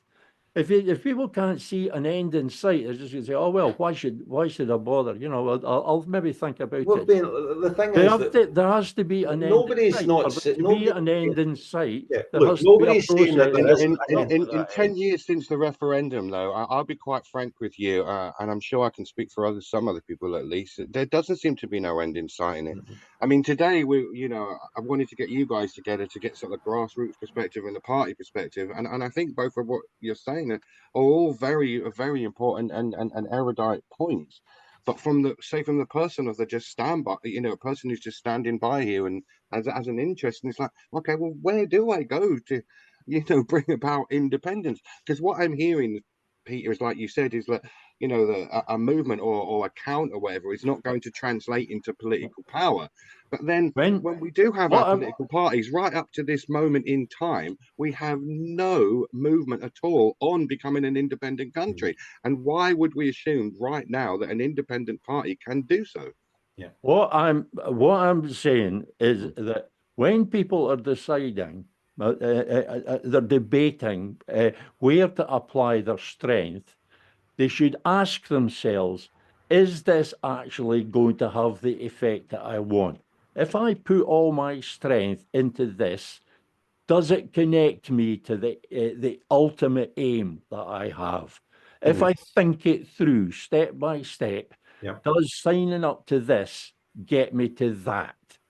And each part along the process, if I ask the question, what next? Is there a credible, sensible answer to that question? People should ask themselves that. Is that going to get me to independence? At the moment, there is nothing. But if people are asking that question, what I'm trying to do, what the group of us are trying to do, is create a thing that shows what the answer to that question is. It's not going to account. It's not joining Believe in Scotland or any of these things. It's a political party. More importantly, it's a manifesto. A manifesto for independence, something that actually spells out how you intend to do it. And the manifesto for independence that I've produced years ago, along with Jeff Bush, we both did it, but he went off to do something else with it, and I stuck to the original manifesto for independence, just adapted it a wee bit.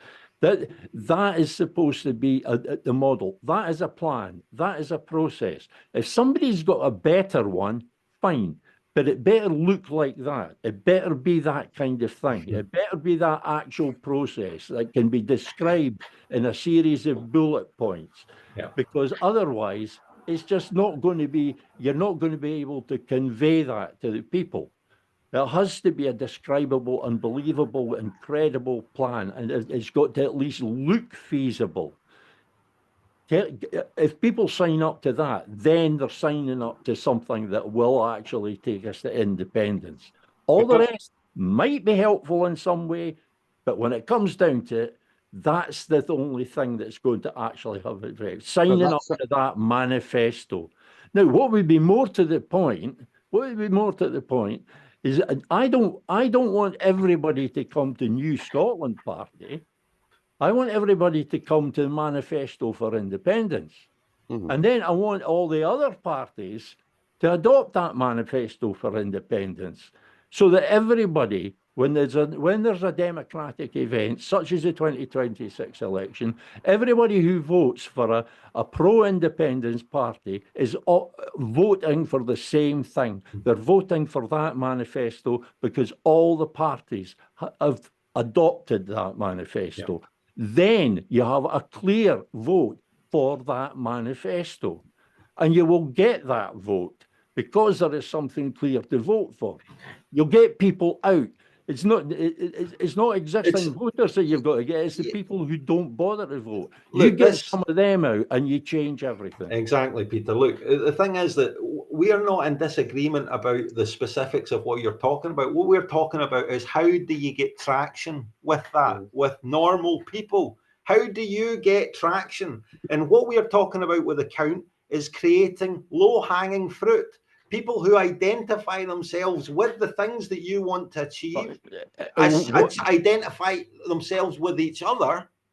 So my chair has collapsed. That's all right. That's fine. That's fine. If you've got those numbers and you've got them communicating with each other, that's fine. If they're all focused on the one thing, and just saying it's independence that they're focused on doesn't do it, because they'll all have their different ideas of what independence is and how to get there. Which is perfectly They've all got to be focused on the one idea of independence, the one idea of how to get there. Because if we don't all get on the same road to independence, we're never going to get there. We're all going to be wandering about on side roads here, there, and everywhere, like we've been doing for the past 10 years. We all have to get on the same road. And I'm telling you that road, no matter how you get to this point, you always get to this point where you have to address the question of legislative competence. And nothing happens until the Scottish Parliament has legislative competence in the area of the Constitution, which, as you know, is reserved. Yeah. And the only way that the Parliament can acquire legislative competence like that is by taking it, by asserting it, which is effectively UDI. That is the only way that it can happen. But Peter, look, if you're not signed up to that, if you reject that idea, then you reject the possibility of independence. Look, probably forever, because if it's not done in the next couple of years, then it's not going to happen. Look, Peter, nobody is rejecting this. It's not even on the horizon. It's not even part of the way that people conceptualize the way we're going to get independence. I'm not saying it's right or wrong. I'm not talking about that. I'm saying to you have to decide what's right and wrong. I know you do. This is you and I talking. I'm talking about something else here, right? I'm talking about the reason that the SNP have not had to act upon Scotland wanting independence is because the SNP support is the yes support. That's the way they manufactured it. And they say the yes support isn't really interested in independence. It's interested in this policy, or it's interested in that policy, the thing that the leadership of the SNP are interested in. And the organisation, there is no yes movement that says, no, We are yes supporters using you as a party to get what we want. So do what we want. This is our priority as independents. Now, wait a minute. Hold on a minute. Let me finish. Those people that vote for the SNP think they live in a democracy. And they don't need to be told they don't live in a democracy. They need the political party that they're voting for democratically to act on what they want to happen. Now, the only way that's going to happen is if that body no longer, the SNP no longer view, or any political party no longer view those voters as theirs. They view those voters as a movement. And then they'll address the points of what those voters want, and not transgender or whatever policies it is that the leadership are interested in pushing. It's about how they view the yes vote. They view the yes vote as theirs. And if the yes vote designates itself as something else other than the SNP, then they have to address it as that thing other than theirs. That's the only point. I'm not getting into a big debate about policy issues or what organisations are going to come out of it, what pressures you're going to do, UDI, all that sort of stuff. I'm talking about really, really down basic things of the way that the population who want independence see the world. And they see the world as a democratic place, and they're just being ignored. There's a slight problem with what you're describing there. It still doesn't address this question of how, because you can say how, and it's not going to change it.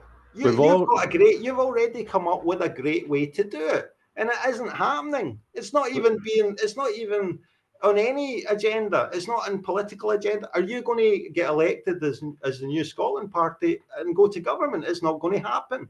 So why are you doing it? I know why you're doing it. It's a good thing to do, because it's moving towards independence. It's not.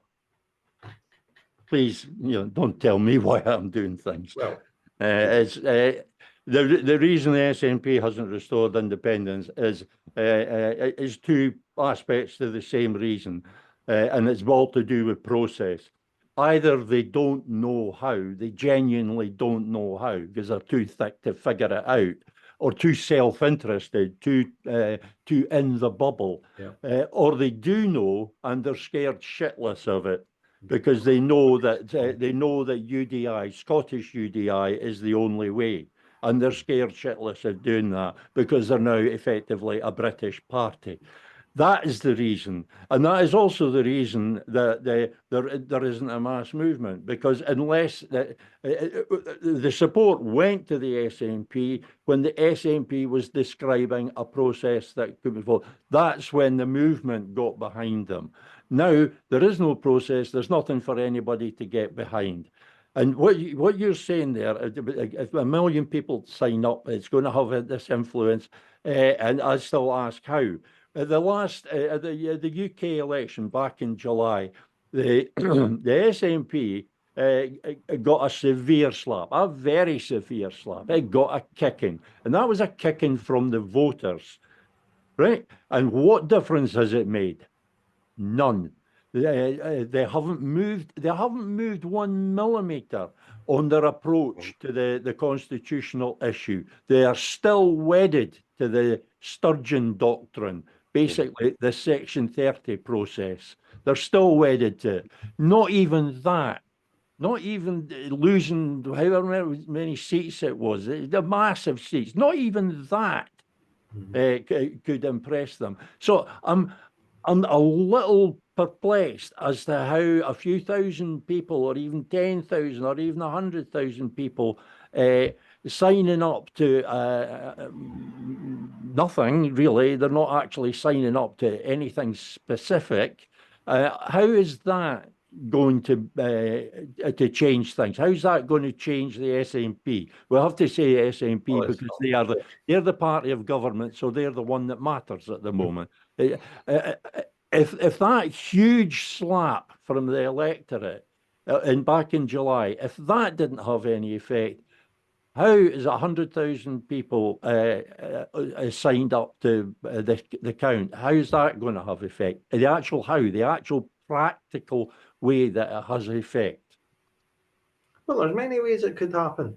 There's many ways it could. I mean, you can set up a political party can be set up to address that. You know, Well, but it would be getting set up by 100,000. You know, by a group. 100,000 people don't set up a political party. But it would emerge from a group of half a dozen, maybe 2 dozen. It would emerge from it. That's who sets it up. It would emerge from it. It wasn't the Yes movement that set up AUOB. It was 2 or 3 people out of the Yes movement who set it up. Yeah. The mass movement won't set up anything, and the people who are going on to this count. And again, I say I'm not saying it's a bad idea. It's actually a good idea, but they're not actually signing up for any political party. They're not signing up for any manifesto. So I'm not sure how they are going to have effect when an massive vote. A massive vote of no confidence from the electorate didn't have any effect. So how is this count going to have an effect? Well, I mean, we have already discussed the fact that the SNP are not. When a movement moves into a party, it takes the form of the party. When a party emerges out of a movement, it takes the form of the movement.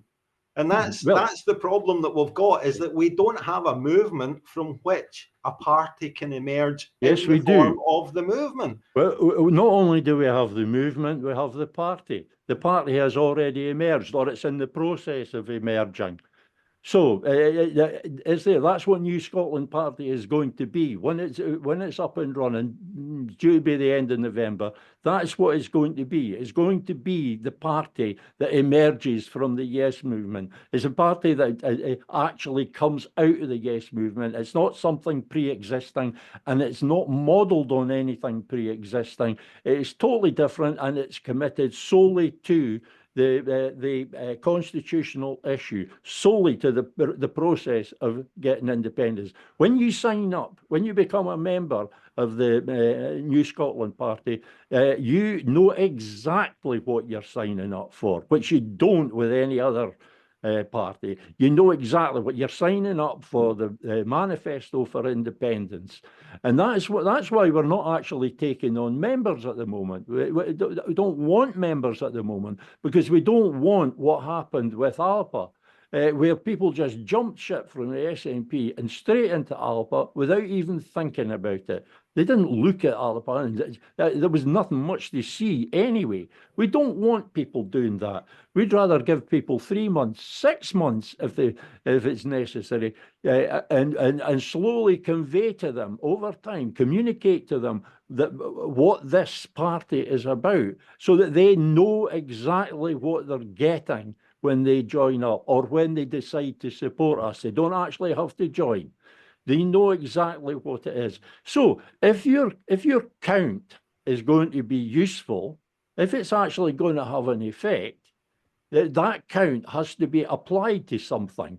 And I'm saying it has to be applied to the manifesto for independence, because there's nothing else to which it can be applied. Look, which actually leads to independence. Peter, I'm not saying that it shouldn't be applied to something. I'm just saying that I am not saying what it should be applied. I don't know what it should be applied. Well, somebody apply itself. Somebody has to decide. No, somebody has to decide. No, they don't. No, they don't. Well, what are you going to do? You're going to take an internal vote? No. Well, who knows what will happen? I mean, I'm just saying that the way that the movement operates, the leadership of the movement has come out of effective campaigns that emerged from the movement. You know, that's where the leadership comes. So you end up with hundreds of different types of leadership, and each is selected by the person that supports that particular campaign. And you could be supporting 6 or 7 different leaderships all at the same time. That's exactly where it's gone wrong. Right. That's exactly where it started to go wrong in 2015. It all became factionalized. No, the reason it became a problem in 2015 is because that wasn't the movement that was doing that. That was the activist leadership of the movement. That was the campaign. That was the politicized mind of it that was fighting itself. They turned their back on the movement in 2015. They turned their back on the movement. The movement's not been engaged with, and lots of the activists are no longer engaged in it. You know what I mean? I meet people all the time that used to be activists and they're not activists anymore, but they're totally disengaged. Now that's the movement. That's the movement. 53% is the movement. Don't criticize the movement for something that it's the activist leadership that's doing those things, not the. Yeah, it's always handy to have someone to blame. No, I'm not. I mean, it's just fact. The people that you describe, are the people who are taking an interest in New Scotland Party because it is different, because it's not like all the other things. I can say the same. That's who's interested in the what I'm saying is that organisations are going to have to make a commitment. They're going to have to make a choice. At the moment, most of them are sort of tentatively still for the SNP, and they're therefore still for the SNP approach, or they're for ALAPA and for ALAPA approach, or they're for one of the other pro-independence, or nominally pro-independence parties, which doesn't actually have a plan, has not identified a process. So we're going to have to decide. People are going to have to decide. They're going to have to make a choice. What actual process are we going to support? Never mind the party or the organisation. Can I ask a question? What process are we going to support? You said something there that they're going to have to, but they don't have to. Do you know what I mean? They can just become. Nothing will happen unless they exactly. do. That's exactly right. You know, they just become inert. They just move away and they just don't get involved. I mean, it used to be the SNP used to say to themselves, well, you know, who else have they got to vote for? But that's not the point. The point is that they just stopped voting. A lot of the SNP vote just disappeared into, You get these people by inspiring them with an idea. Nobody is inspired by all the visions of independent Scotland. People stopped being inspired by that sort of thing sometime early mid-2014. That campaign, the positive, the happy class, that stopped having any effect by the summer of 2014. What they need now is something else to inspire them. And that's what the manifesto for independence is.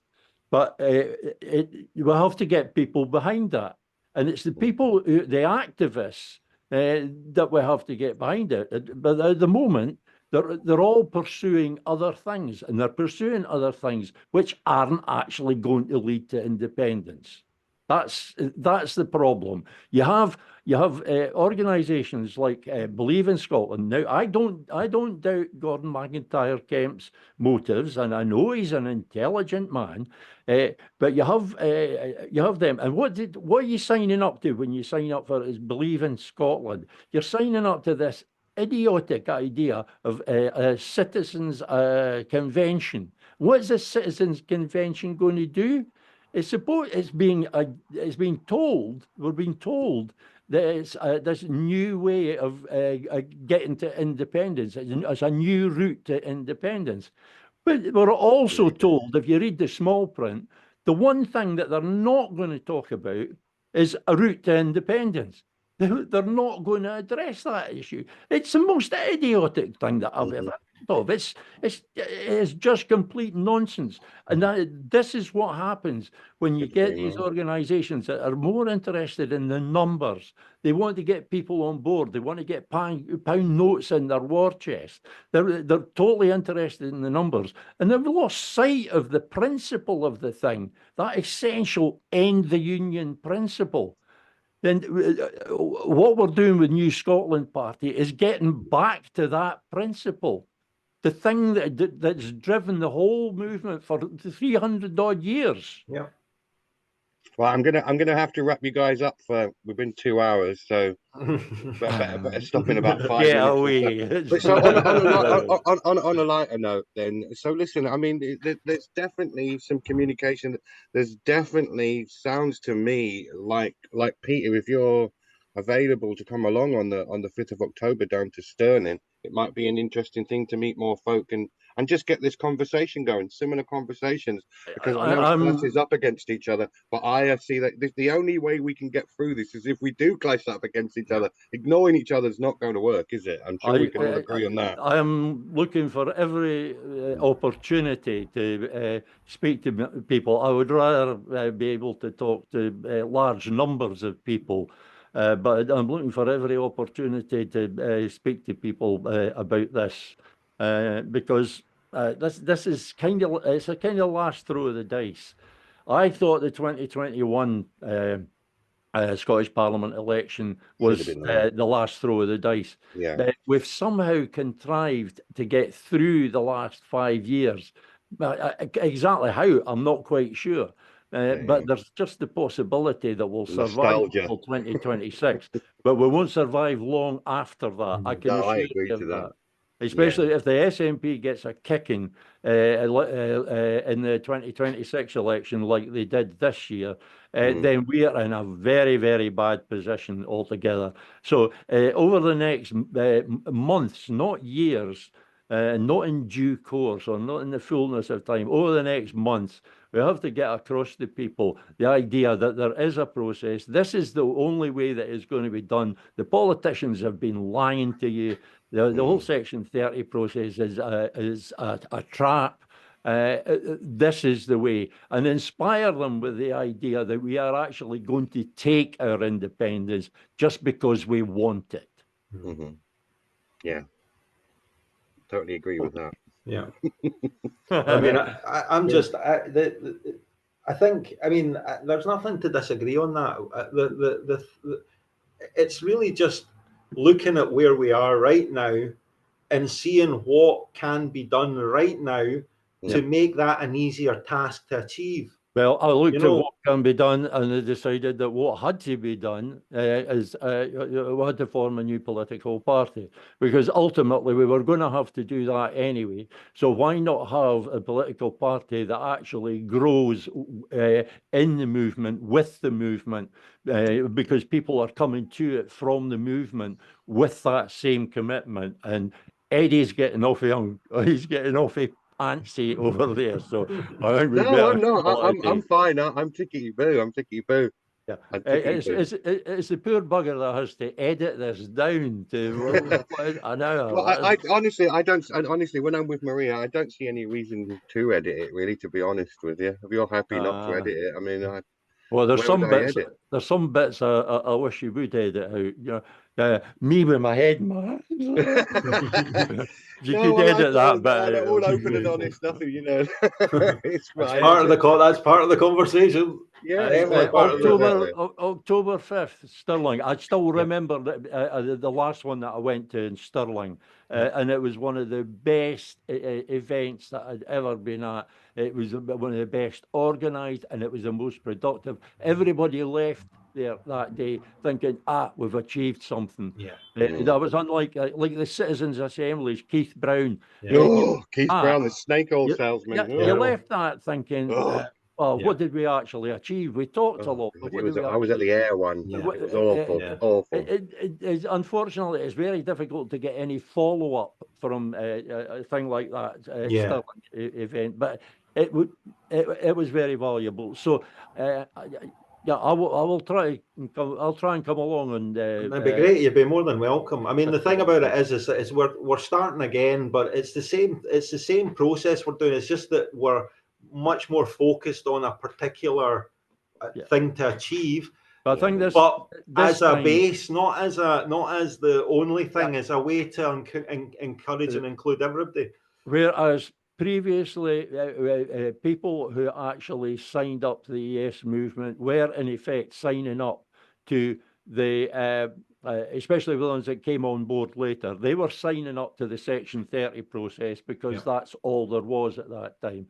If people are signing up to the Yes movement now, it has to be made clear to them that they cannot be signing up to the Section 30 process. They must not be signing up to the Section 30 process, because that will not restore Scotland's independence. It's a very dangerous road to go down again, quite apart from the fact that it's a betrayal of the principle of popular sovereignty, asking for permission.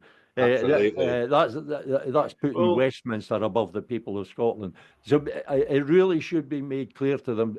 And what I would be pushing for was if all of the people who are signing up, who are being counted, if they want not just to be counted, but to have an effect, then they should look at the manifesto for independence. Take that on board and start talking about. Yeah, I mean, we will be discussing the declaration that we've got on the app just now. We will be discussing that at the event. You know, that's so people are actually signing up for a declaration. Well, we'll be talking about the count. It's basically, we will be talking about how to best go about the count. We'll be explaining what we think the count can achieve, and we're trying to get buy-in for that in order to take that forward. So we're trying to get people from lots of different, walks of the movement to come to this, so that they understand what it is that we're proposing, so that it can, because this is something that any part of the movement as it exists at the moment can take part in and can help develop for themselves and for everybody. It's the baseline, it's the foundation. Then what you're talking about is getting folk from that base to agree to your view of the way forward. So it's the low hanging fruit. It's the access to that group. You can't get them to agree with you before they start. Otherwise, you're splitting. You're turning away yes supporters. If they're signing up to something, they should know what they're signing up to. Yeah, they do know what they're signing up to. What is the format? Are there speakers? No, there's no speakers. It's going to be it's going to be tables and topics and things like that. Yeah. Right.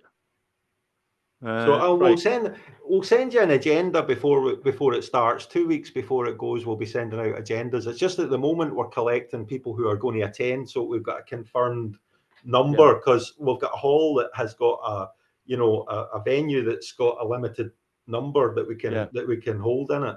So October, it's not because I'm hesitant to go. I mean, Stirling's not a million miles away. Yeah. We've got some work being carried out in the building throughout October. Right. There's new heating systems being put in. So it could be. I don't know exactly when it's going to be happening, or exactly when it's going to affect us. Right. So I'm very wary about committing to anything. It's not because I'm hesitant about it. That's the reason. Yeah. I know it's a bit off topic, but I thought I should explain that. It's not because I'm dubious about the event itself. That's fine. I'm dubious about my availability. Well, it would be October the 5th, just for your own. Right. I know when it is, and I dare say Eddie will be reminding me anyway. No worries. And I'm not complaining. I need reminding all the time. No, I'm just probably all I like to do from my point of view. I just try to look myself as just Mr. Smith, someone who just wants to listen to news too. You'll be Eddie to me. Eddie Morgan. Thank you, Peter. You'll be that name that I go when I see it on my phone. Oh no, what's he wanting? But anyway, whether we can meet up or not, can we please, at some point, maybe next month or something, have a meet up again and see where we are. Yeah. And Jason, let's just keep talking, and because listen, if we stop talking, we're not going to get anywhere. Quick check, Eddie. Jason, do you have my email address? I don't think I've got your. I think I do. Yeah, I think I've got yours. Listen, from previous. Is it the same one as you've had for ages? Yeah, I've still got the Gmail address. Right, Peter I've got A. that Bell, one. all one word, Gmail. Yeah, I've got that one. Google Peter A. Bell, and you'll find info. I'm not one of these people that's precious about my contact information. What's the point in having contact information if people didn't ken it? Yeah. Yeah, if you send me that agenda, and if I know I can attend, then I will try and do it in between plumbers and electricians ripping the house apart. Yeah. Well, the thing is that with the event is just it's basically we're trying to get, because of the the ones that we've had before, the power of them was getting lots of different people with different opinions together, and them finding out that it's not like Twitter, you know what I mean? That there is a lot of common ground and a lot of goodwill, and you can get a lot done that way, So that's what it's about. Yeah, I agree. It was a valuable event. It just it's difficult to see exactly what came out of it. Well, I mean, that's the movement. There's a lot of valuable discussion and contacts made, but I get back to this thing about what effect did it have? That's why after the meeting we need to carry on with that impetus and stuff, because that's why it does happen with lots of meetings and organisations. You do go along, you feel better, and then a little while later it all just dissipates.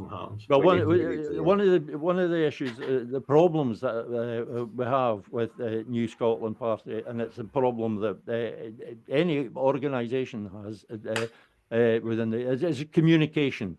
How do we get? You might have the most brilliant idea ever, like me. I have these brilliant ideas all the time. I usually forget them after 20 minutes, but but you could have the most brilliant idea ever. But how do you communicate it to people?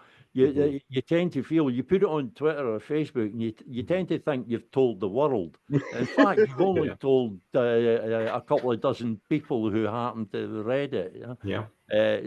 So if there's any organisation that helps with the communication, then I'm up for that.